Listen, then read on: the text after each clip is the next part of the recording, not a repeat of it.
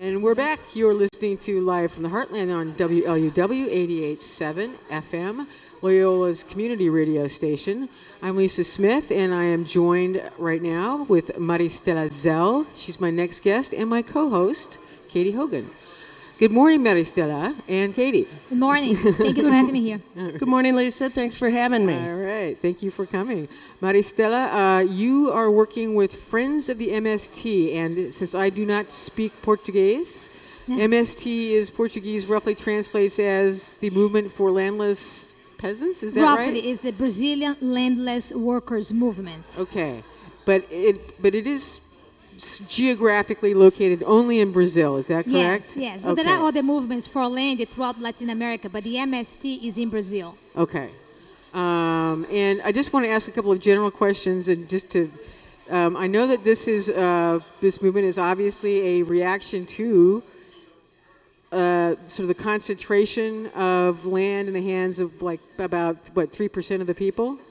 Actually, 1.6% of the people owns over 46% of the land in Brazil. And I read that 3% own 2/3 of the land. So yeah, so it's bad. Yeah. But now most of these people are basically sort of dispossessed, and that they want they want some land to work to sustain themselves. Right. Oh, the struggle for land in terms of the MST is 25 years old. We are just actually celebrating our anniversary, 25-year anniversary this year.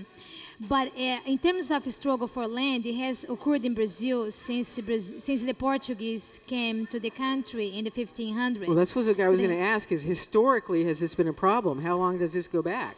It goes back pretty much since the Portuguese came over in the 1500s. And again, there has always been a movement to occupy land, but the MST is the most organized movement that has, taken up this struggle.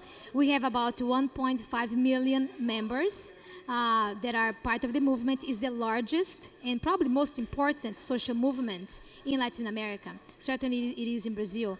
And in these 25 years of struggle, we have settled 350,000 families in land, but we still have about 180,000 that are camped. Okay. They have not received the land yet. So that's a lot of statistics. Too many numbers, but That's a lot of I'm statistics to swallow. And I don't mean to cut you off, but I think, I guess what I'm trying to find out is, and that's good to know, it goes all the way back to the Portuguese, but I'm so ignorant on this topic.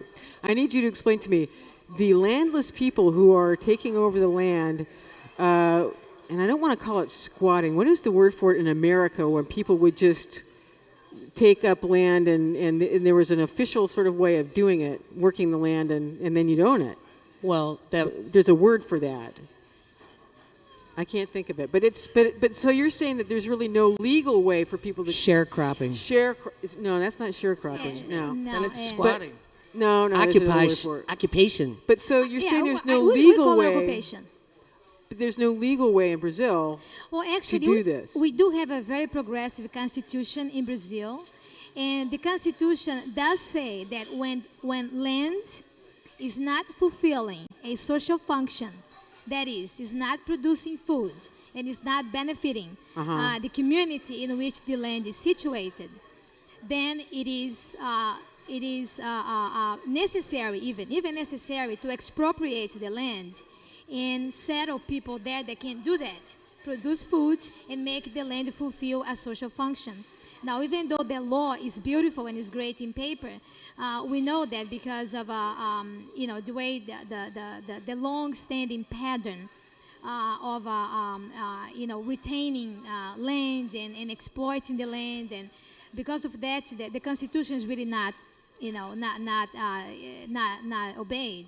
So what we do, what the movement does, is to force the government to expropriate these enormous, land holdings, and then to settle the families who don't have land. I don't know if that kind of, gives you. So it's not legal, but it's not illegitimate. I see. Our struggle is very legitimate.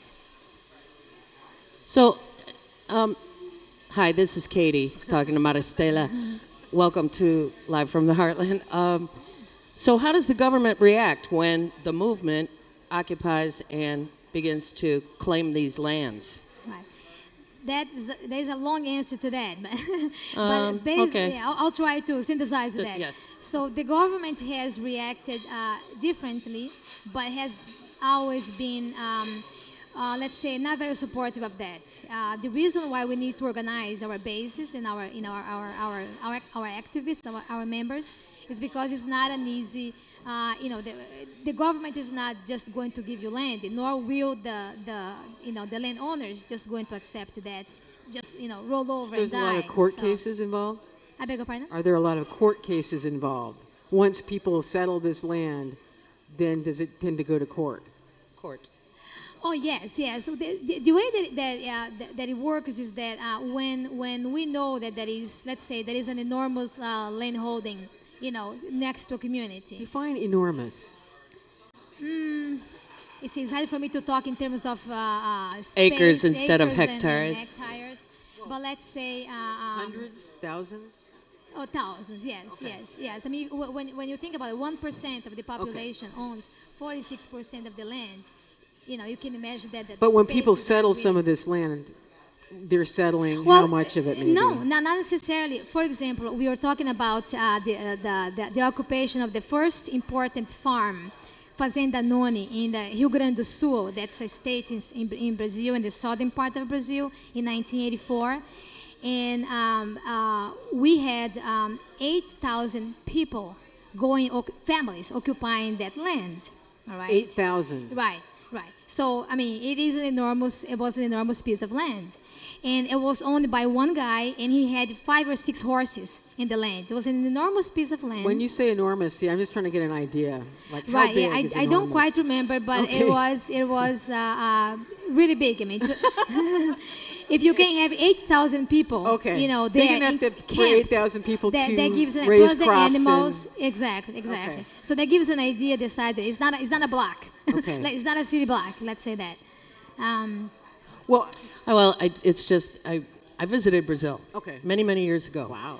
And if you look at a map of Brazil, It's huge. population-wise and where the population lives, well, not only is the nation huge, but the population is mostly along the coast and along the Amazon River, There's a lot of unoccupied, unused is really the word, land in Brazil. unused.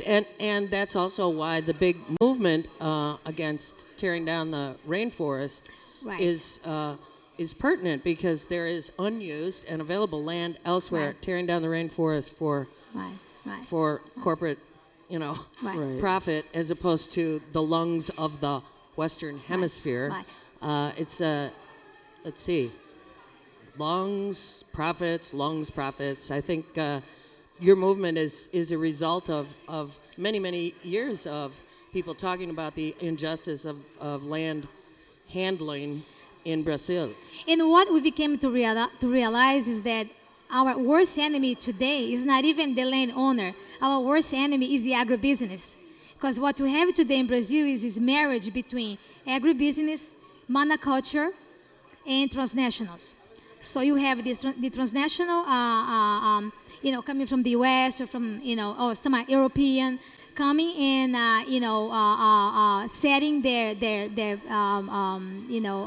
organizations, their companies in Brazil.